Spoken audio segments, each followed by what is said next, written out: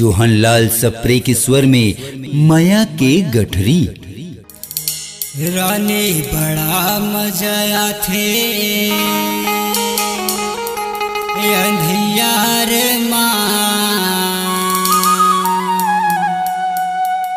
Time झन करना फालतू बेकार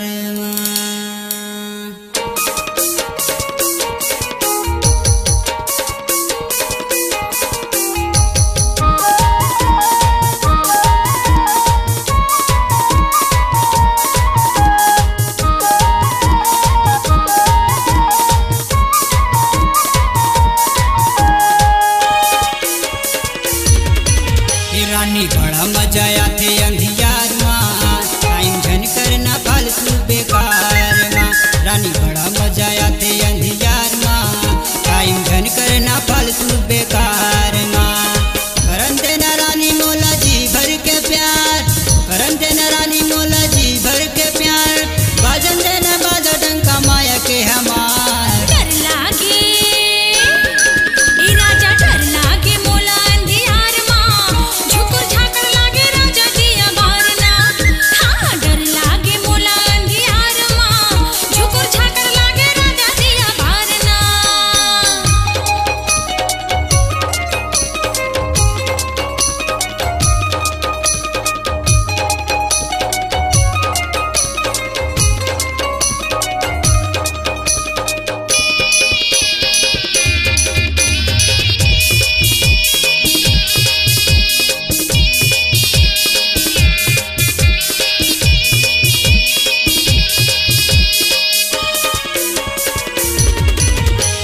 खोली घुसर के लगा दबू का बाटला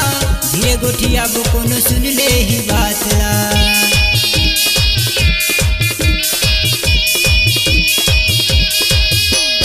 खोली घुसर के लगा दबू का बाटला धीरे गोठिया कोनो सुन ले ही बातला रानी ऐसन है होते माया प्यार रानी ऐसन होते माया प्यार टाइम झन करना फालतू बेकार रानी बड़ा मजा आते अंधियार टाइम झन करना फालतू बेकार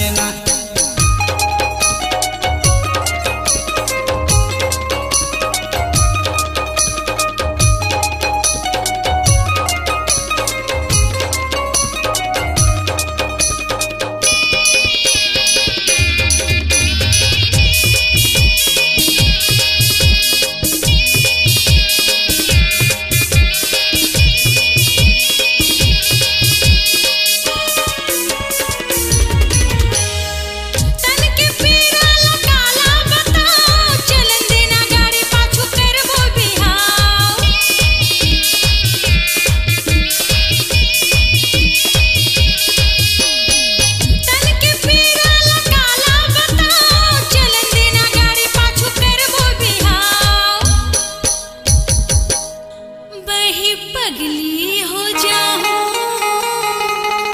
तोरे प्यार बही पगली हो जाऊं तोरे प्यार झुकुर झाकर लागे राजा दिया बारना राजा डर लागे मोला अंधियार झुकुर झाकर लागे राजा दिया बारना।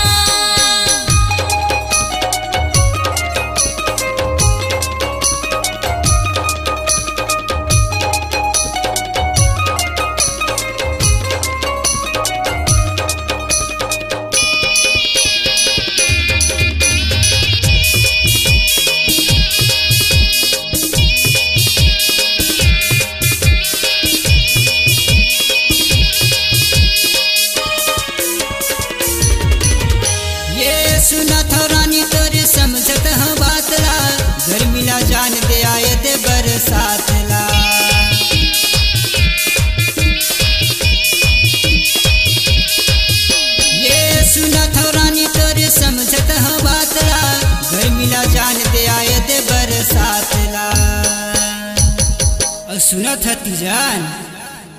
औ मजा लेबो अघन पुस के जाड़ औ मजा लेबो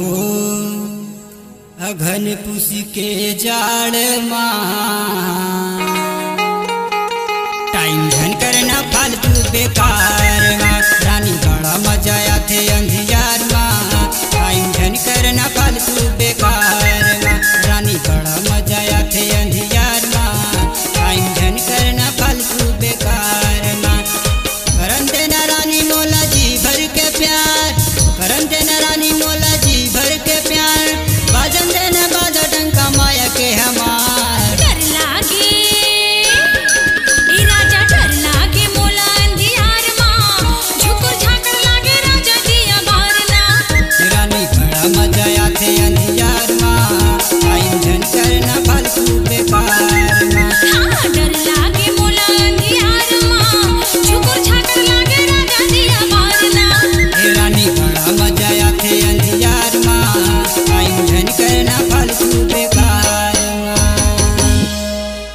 अपनी आवाज को दीजिए एक नया मुकाम। डिजिटल रिकॉर्डिंग की दुनिया का जाना पहचाना नाम स्वरांजलि, जहां गूंजती हैं ध्वनियां अपनी माटी की सौंधी सुगंध के साथ। छत्तीसगढ़ी संगीत के विविध रंग जो पहुंचाते हैं पूरे प्रदेश में डिजिटल रिकॉर्डिंग के संग। स्वरांजलि स्टूडियो नेमीचंद गली नंबर 2 गंजपारा रायपुर।